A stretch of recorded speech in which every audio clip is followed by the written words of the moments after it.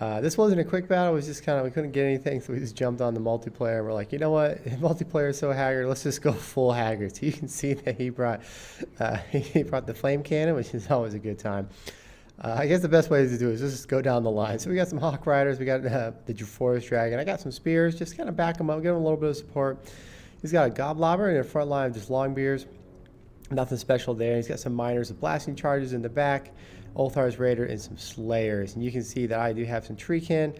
I got the Ancient Treeman, and the MVP of every game they've ever been in, of course, is the Waywatcher. They've never died to Warhounds before. We're facing up against the Grudge Thrower army here. So he's got three units of Grudge Throwers, a bunch of Dwarf Warriors. Iron Breakers holding his flanks on each side. Personally, I think since his opponent put there, he should have just double stacked the Iron Breakers, but that's just me. He has some miners, probably just to run intercept duty, and some Thunderers, and then he went real hero heavy. 2 Thanes, a Lord, and a Runesmith. Over here, the Empire player, 3 great swords, some handguns, 2 great cannons, and some swords. And then way off in the distance, he has some regular Demigryphs, which is always an interesting pick. So let's start off to it. So I decided I'm going to take this little flying force. I'm going to go out and wide, and just to focus the attention of the Empire player. Because if I can pull their Empire player resources over here, it's going to be good.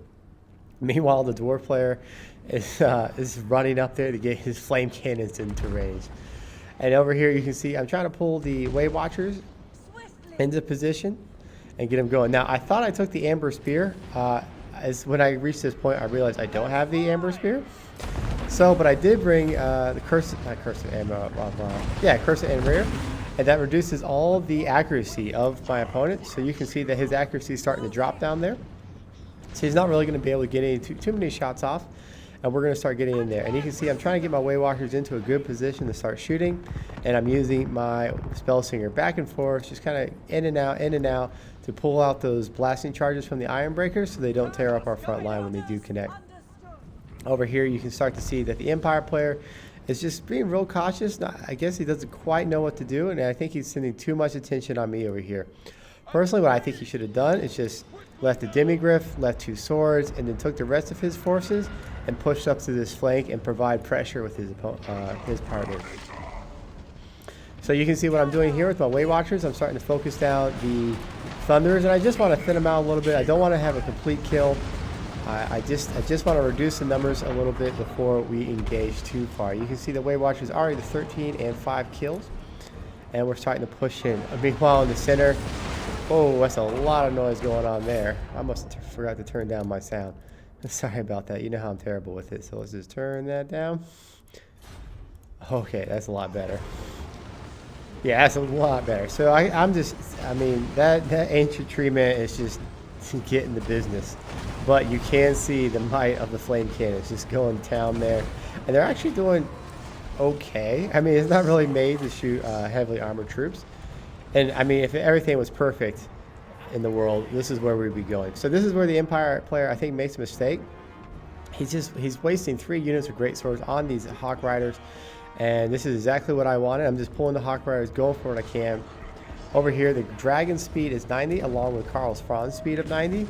So my thoughts were, I'm going to come in, I'm doing a quick little hit. Since he doesn't really have anything that can pin me down, I'm going to drop it on these great cannons, do what I can, and pull up and out. So you can see my Dragon just coming in and just doing a little much and much. We did get 5 hits on that charge. Karl Franz is going to come in there, but I'm going to get up and pull out and start getting towards the Ancient Treeman. Over here, the Hawk Riders, I just charged them in. They've already racked up 5, so they racked up 8 kills on initial little charge. They're just popping off those miners, trying to push them off the field, and that will allow my partner's miners and his blasting charges just to do clean up shop and the Slayers. Over here, you can see I'm taking my Waywatchers, and now I have a real good target for him.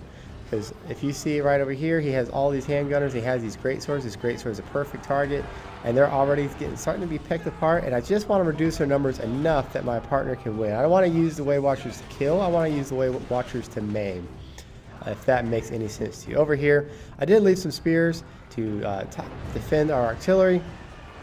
The Empire player, maybe he's a little novice, but this is kind of what we're talking about. I have 1 unit of spears, and I'm not blaming him.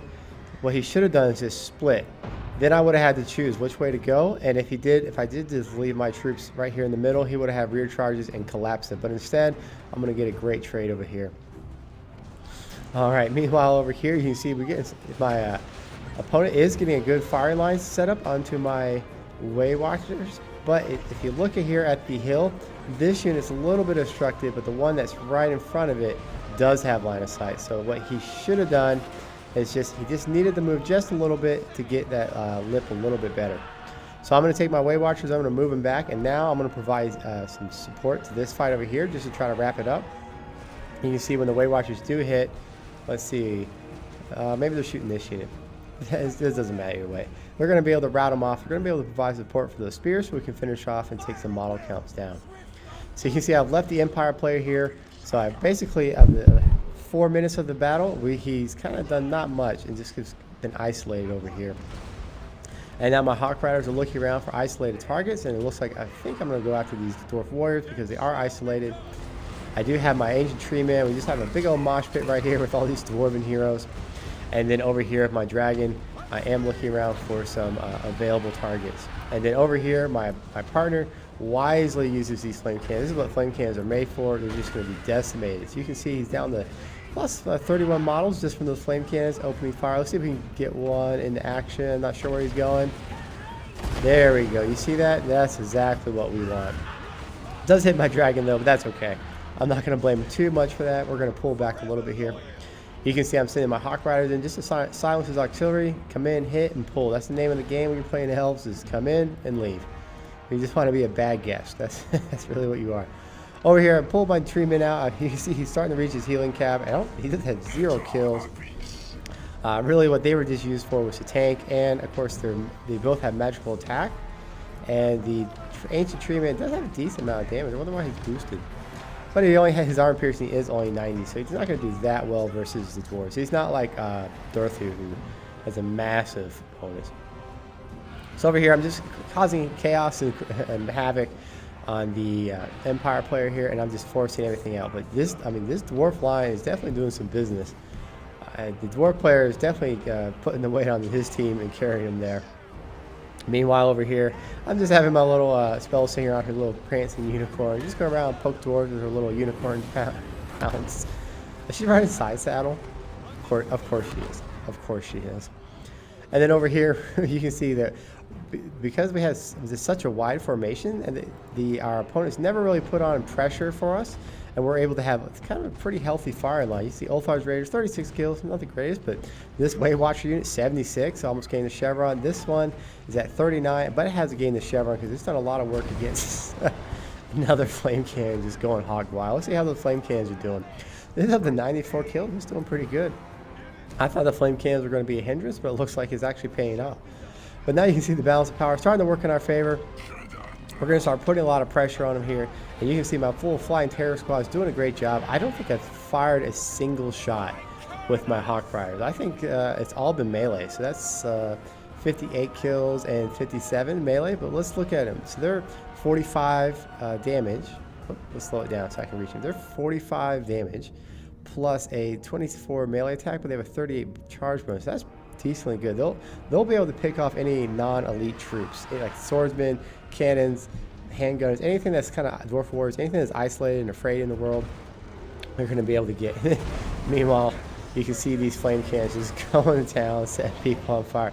They're having a great day. I don't think there's too much else here really to say, so I'm going to go ahead and hit fast forward because now it's just a cleanup operation as we wrap down the dwarf hero contingent right there.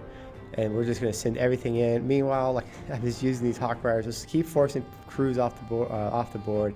Send these Hawk Riders, make sure Carl Franz is close enough that he'll route, and we'll be okay.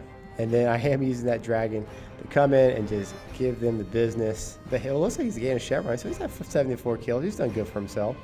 And one thing I do like about that Dragon, he does have poison, so he's actually he's more formidable than I thought. He's one of those units that he's never quite used.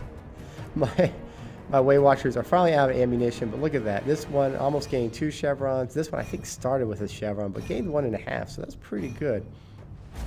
And that's going to be it. So let's take a look at the breakdown and see who did well and who did poorly.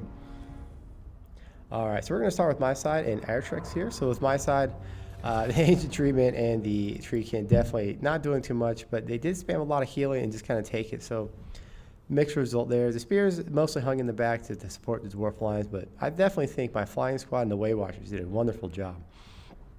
Over here on the Empire side, personally, I think Zintler's right guards would have been a little bit better. I don't think he needed to spend the time with 2 Demigryph Knights regular. And his cannons weren't in the greatest position. I think mostly his problem with his army was positioning, and he probably needed a spellcaster. Any spellcaster, Lord Heavens, Lord Life, it would have helped him out. And then let's look at the 2 dwarf factions. So my dwarf ally here, decent performance here. Like I said, we were going full haggard, but the real MVP here is 141 and a chevron on the flame can, and 173 on that sky bomber, 99. So he did a great job with these. His front line got not the greatest, got hit a little bit, and then over here you can see Patchy, who I doubt is the real Patchy, but that's okay. His grudge store getting 147, doing a great job. But this was just too much artillery that we were able to shut it down pretty quick. I think he would have been better off dropping these grudge stores, maybe grabbing a cannon. Those cannons could have put some work out there. And that's all I have, and maybe only one thing.